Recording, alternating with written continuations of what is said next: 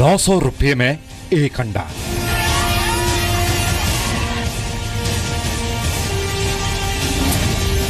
₹13,000 litre दूध।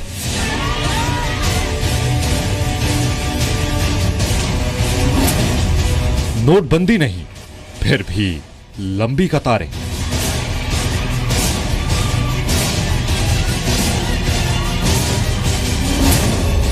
नोटों की कमी नहीं, फिर भी खाली एटीएम।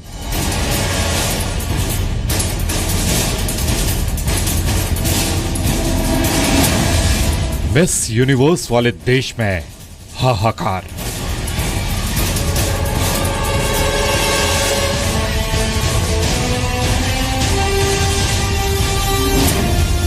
लोगों की पहुंच से दूर हुई जरूरत की चीजें।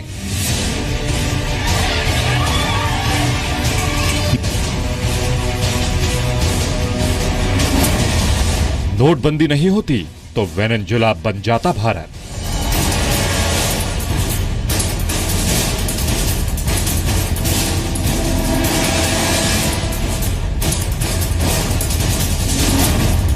नोट तोलकर सामान खरीदता देश।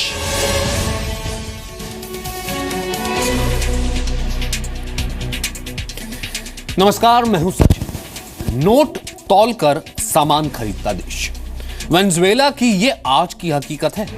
आपको जानकर हैरानी होगी कि वेनेजुएला के पास सऊदी अरब से भी ज्यादा बड़ा रिजर्व है, तेल भंडार है। आलम लेकिन यह है कि कई बार पेट्रोल पंप पर सरकार पेट्रोल और डीजल फ्री भी कर देती है, लेकिन आज इस देश में आर्थिक कयामत आई हुई है।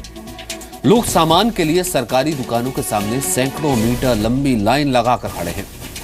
जो अमीर हैं वो हाथों में नोटों के एक दो नहीं कई बंडल लेकर के रोजमर्रा की चीजें खरीद रहे हैं। महंगाई इतनी ज्यादा हो गई है कि दुकानदार नोट गिनकर नहीं तोल कर ले रहे हैं।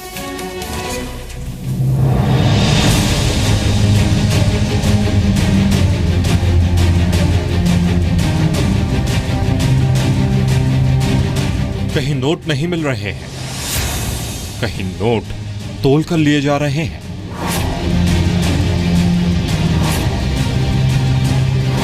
रुपये की वैल्यू खत्म हो जाती है तो क्या हालात होते हैं, ये तस्वीरें इसकी गवाह हैं। भारत से करीब 14,000 किलोमीटर दूर वेनेजुएला में लोगों की लंबी लंबी कतारें लगी हैं। वेनेजुएला की करेंसी बोलिवर रद्दी बन चुकी है। लोगों से छोटे सामान की कीमत के रूप में नोट गिनकर नहीं तोल कर लिए जा रहे हैं।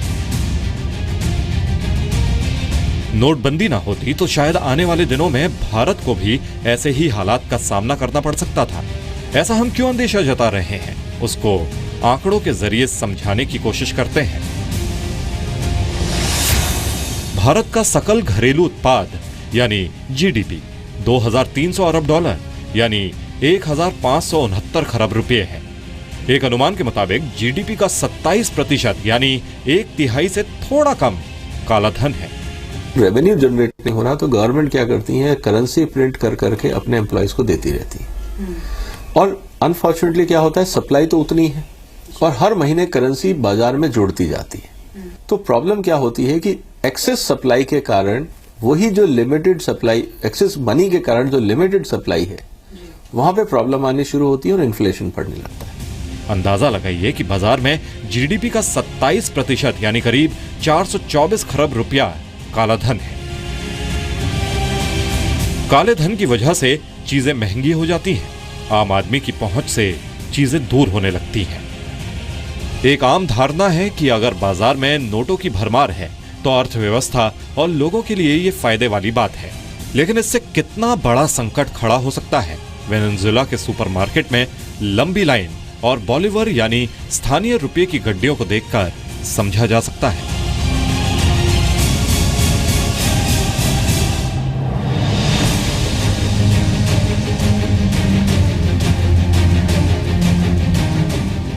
लोग खाने को तरस रहे हैं। रोजमर्रा की जरूरतों को पूरा करना आम लोगों के बस के बाहर हो गया है।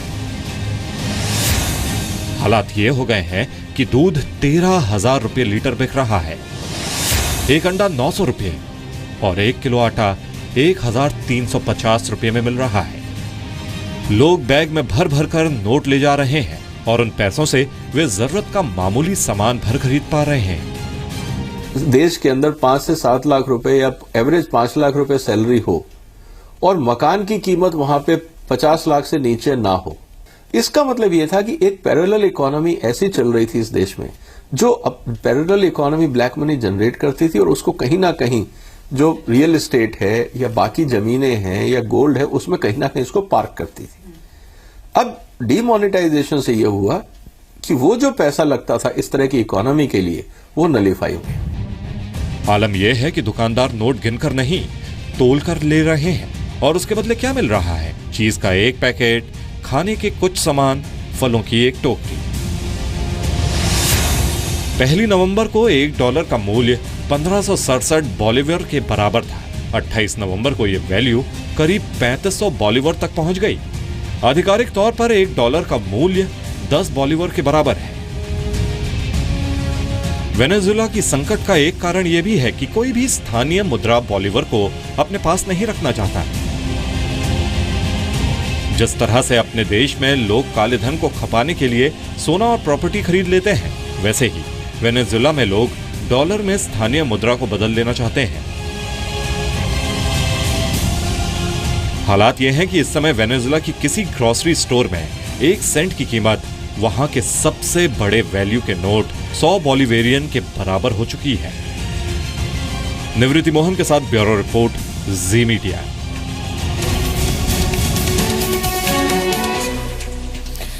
IMF के मुताबिक वेनेजुएला पर करीब 12,000 करोड़ डॉलर का यानी 8 लाख करोड़ रुपए का कर्ज है।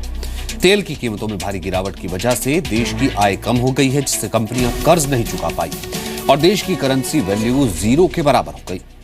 मिस यूनिवर्स और मिस वर्ल्ड वाला देश कहा जाता है वेनेजुएला, लेकिन सही आर्थिक नीति की कमी की वजह से आज इसकी तस्वीर बदसूरत हो गई।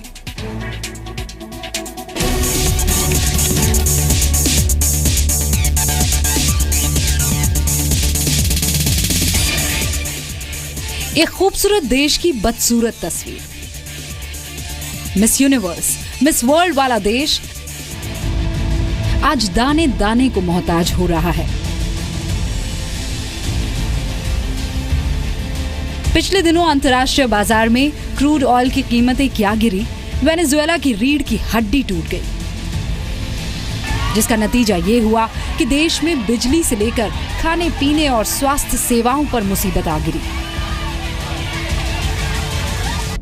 लोग हाथों में नोटों की गड्डियां लिए लंबी लाइन में खड़े हैं, लेकिन नोटों की ये गड्डियां रद्दी के बराबर हो चुकी है। महंगाई ने सारे रिकॉर्ड तोड़ दिए हैं। आलम यह है कि मामूली चीजों के बदले लोगों को तौल कर नोटों की गड्डी देनी पड़ रही है।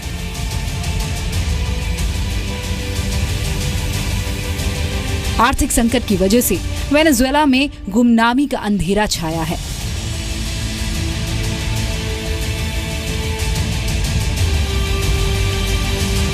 और वहां के लोगों की जिंदगी में सन्नाटा। 7 मिस यूनिवर्स, 6 मिस वर्ल्ड और 2 मिस अर्थ जैसे खिताब हासिल करने वाले इस देश के आर्थिक हालात बदहाली की सारी सीमा पार कर चुके हैं। खाने पीने की चीजें आम आदमी की पहुंच से बहुत दूर हो चुकी हैं। लोगों को हफ्ते में सिर्फ 4-5 दिन ही खाना मयस्सर हो रहा है। हालात इतने खराब हो गए हैं कि लोग सड़ी गली सब्जियां भी उठाकर खा रहे हैं। दुनिया में तेल के सबसे बड़े भंडार यहां पर है, लेकिन उस तेल की पूछ अब पहले जैसी नहीं रही।